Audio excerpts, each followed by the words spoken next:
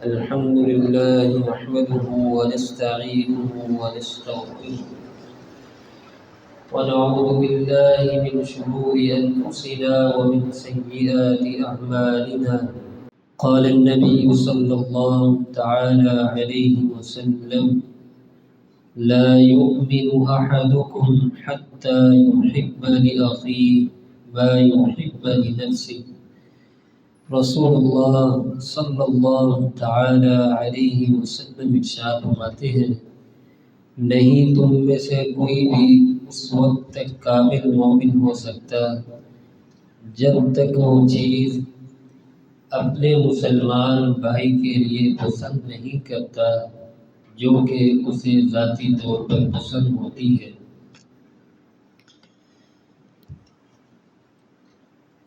عزیزان گرامی، ایمان ایسی قوت اور طاقت کا نام ہے، اگر اس کے ہوتے ہوئے انسان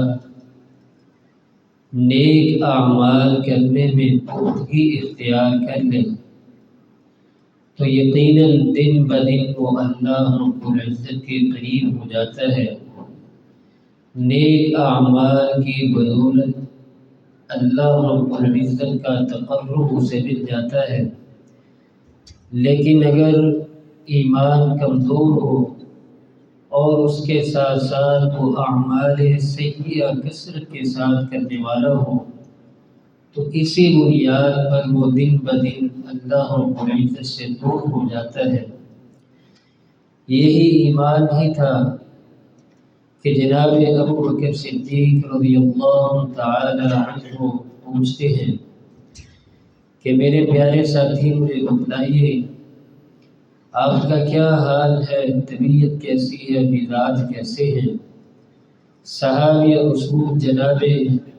حنظلہ رضی اللہ تعالی عنہ بیان کرتے ہیں کہ اے پیارے ابو بکر، تیرا پوچھنا بہت مبارک لگا، لیکن کیا بتلاؤں، مجھے محسوس ایسے ہوتا ہے کہ میں تو منافق ہو گیا ہوں، محسوس ہوتا ہے دائرہ اسلام سے خارج ہونے کے قریب ہوں۔ اتنی بڑی بات کر دی۔ جناب ابو بکر صدیق پوچھتے ہیں کہ میرے پیارے ساتھی مجھے بتلائیے ایسا کیا کام آپ نے کر دیا جس کی وجہ سے آپ یہ سمجھتے ہیں کہ میں منافق ہو گیا ہوں؟ تو جناب حنظلہ رضی اللہ تعالی عنہ بیان کرتے ہیں کہ ابو بکر، اللہ کے نبی صلی اللہ علیہ وسلم کی مجلس میں ہو، ایمان کی کیفیت اور ہوتی ہے، نیکی کے جذبات اور ہوتے ہیں، حتیٰ کہ ایک وقت ایسا بھی آتا ہے کہ ہم اپنے آپ کو ایمان کے درجے پر اتنا اونچا محسوس کرتے ہیں کہ ان قریب جنت الفردوس میں داخل ہو جائیں گے، لیکن مسئلہ یہ ہے جیسے ہی اپنے گھروں کی طرف واپس پلٹتے ہیں ایمان کی کیفیت بدل جاتی ہے، نیکی کے جذبات کم ہو جاتے ہیں، اسے منافقت کہتے ہیں۔ اللہ کے نبی صلی اللہ علیہ وسلم تک اس بات کو پہنچایا گیا۔ آپ علیہ السلام ارشاد فرماتے ہیں، میرے پیارے صحابی، اسے تو کامل ایمان کہتے ہیں، کبھی کم ہو جاتا ہے کبھی بڑھ جاتا ہے۔ اگر تمہارے کامل ایمان کی کیفیت وہی رہے جو میری مجلس کے اندر ہوتی ہے تو اللہ رب العزت کی رحمت کے فرشتے تمہارے پاس آ کر تم سے مصافحہ کیا کریں۔ اس حدیث مبارکہ کو بیان کرنے کا مقصد یہ ہے کہ صحابہ کرام کتنی باریک بینی کے ساتھ اپنے ایمان کو چیک کیا کرتے تھے کہ ہم ایمان کے کس درجے میں کھڑے ہوئے ہیں۔ لیکن مسئلہ ہمارا بھی نہیں، فتنے ہی اس قدر بڑھ چکے ہیں،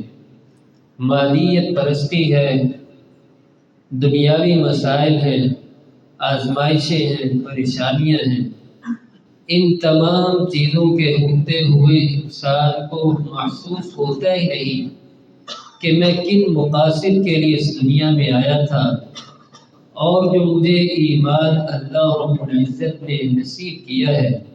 اس کے اختیار تقاضے تھے، کیا حقوق تھے، اور میری زندگی کن کن تقاضوں کے تحت گزر رہی ہے۔ بہرحال اللہ کے نبی صلی اللہ علیہ وسلم نے اس حدیث مبارکہ کے اندر بیان کیا ہے جو کہ آج ہمارا سبق ہے۔ آپ علیہ السلام ارشاد فرماتے ہیں تم میں سے کوئی بھی شخص اس وقت تک کامل ایمان کے درجے پر نہیں پہنچ سکتا جب تک وہ چیز جو اپنے لیے پسند کرتا ہے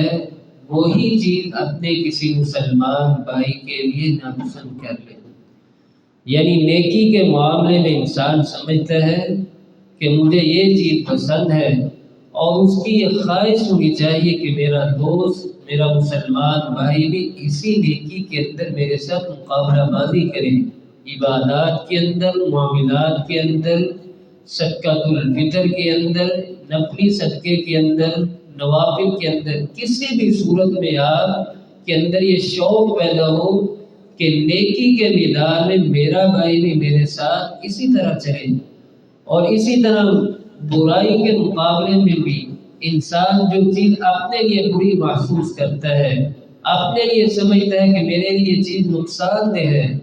نیکی کا تقاضا یہ ہے، کامل ایمان کا تقاضا یہ ہے کہ وہی چیز اپنے مسلمان بھائی کے لیے بھی محسوس کرے کہ اگر یہ اس جرم کے اندر، اس گناہ کے اندر ملوث ہو گیا،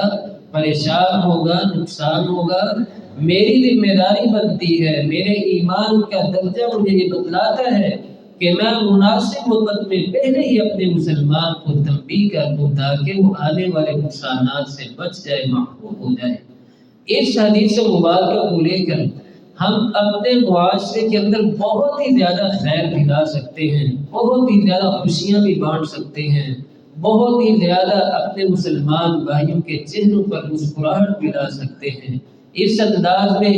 کہ ہر انسان چاہتا ہے کہ کسی نہ کسی مجلس میں میری تعریف ہو، میری عزت ہو، میرے مقام کو بلند کر دیا جائے، لیکن نتیجہ یہ ہے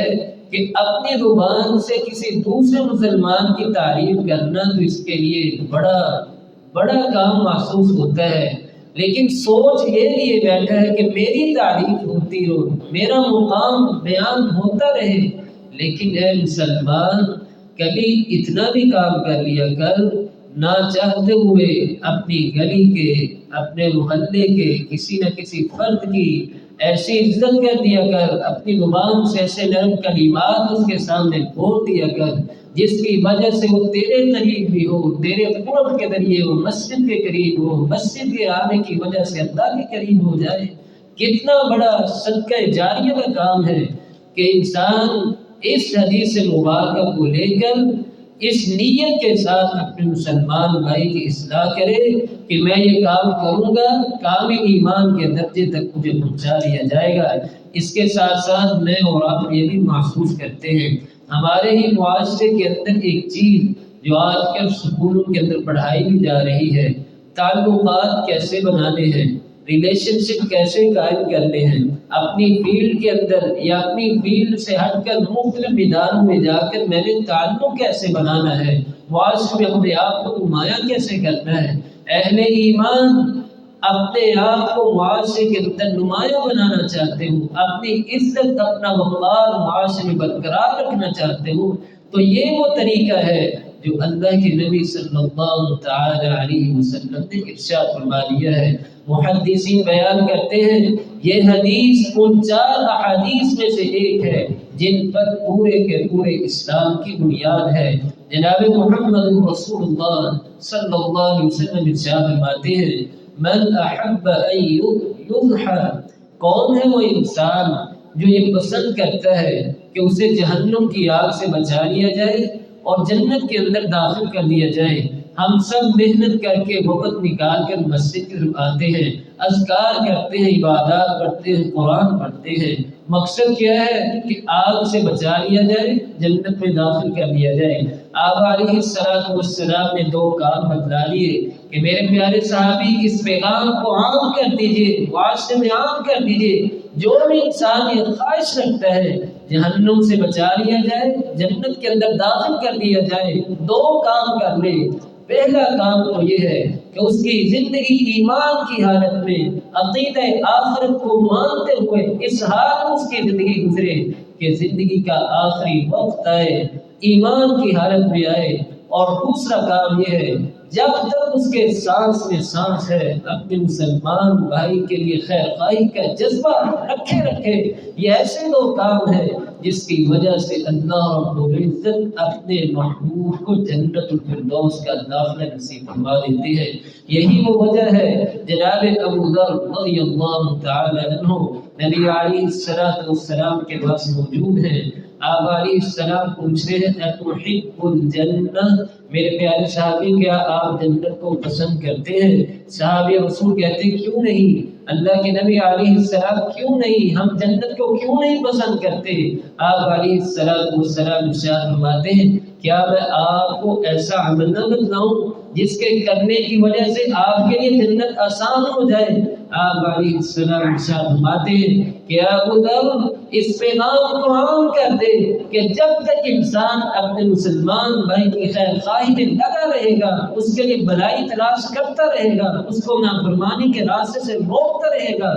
اس وقت انسان کے لیے جنت کے راستے کو آسان کر دیا جاتا ہے، جہنم والے راستے کو مشکل کر دیا جاتا ہے، اور گناہ کی جو لذت ہے گناہ والے راستے اس کے لیے تنگ کر دیے جاتے ہیں، نیکی والے راستے اس کے لیے آسان کر دیے جاتے ہیں۔ عزیز بھائیو، یہی تھا اس حدیث مبارکہ کا پیغام کہ ہم اپنے آپ کو کامل ایمان کے درجے پہ لے کر جائے۔ ایمان کے دعوے دار تو ہم ہیں ہی، بندہ جب دنیا کے اندر آتا ہے تو عید اس کے پاس پہلے ہی ہوتی ہے، ایمان پر پہلے ہی ہوتا ہے، لیکن محنت کر کے ہم نے اپنے آپ کو کامل ایمان پر لے کر جانا ہے۔ کامل ایمان اس وقت آئے گا جب آپ اپنے لیے جو چیز پسند کرتے ہیں، کھانے پینے کے اعتبار سے، بھلائی کے اعتبار سے، نیکی کے اعتبار سے، جس میں اعتبار سے آپ جو چیز اپنے لیے پسند کرتے ہیں وہی اپنے مسلمان بھائی کے لیے بھی پسند کریں، اس نظریے کو اجاگر کریں، اس پیغام کو عام کریں۔ نیکی یہی نہیں کہ آپ کے پاس مال و متاع ہو تو پھر ہی آپ بھلائی کر سکتے ہیں۔ آپ اپنی زبان کے ذریعے بغیر کسی چیز کے خرچ کیے چند کلمات ہی کسی کے لیے بول دیں گے، یقیناً وہ کلمات دنیا میں بھی نجات کا ذریعہ بن سکتے ہیں، آخرت میں بھی انسان کی بھلائی کا اور نجات کا ذریعہ بن سکتے ہیں۔ اللہ تعالیٰ سے دعا ہے جو کچھ سنا اور سنایا مجھے اور آپ کو کی توفیق نصیب فرمائے۔ وآخر دعوانا